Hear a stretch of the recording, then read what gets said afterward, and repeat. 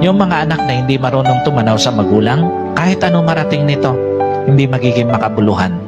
Kahit sinasabi natin na hindi naman obligasyon ng mga anak ang magulang, yes! Pero ang sabi ng Panginoon, honor your parent. At kasama dun sa pag-honor na yon, yung merong kang kayang gawin para sa kanila, ginagawa mo. Sa mga anak na naririto, kahit magkapamilya kayo, huwag niyong titingnan na ang dapat ninyong bigyang focus yung sariling pamilya na lang. Hanggat nabubuhay ang mga magulang ninyo, iparamdam ninyo na kaya ninyo silang i-honor in all aspect ng buhay. Huwag kayong iiyak sa kanilang libing dahil marami kayong regrets. No, that is hypocrisy. Wala kayong kwentang anak kung iiyak lang kayo sa kanilang lamay, pero nung nabubuhay, hindi mo ginawa yan dapat mong gawin para sa kanila.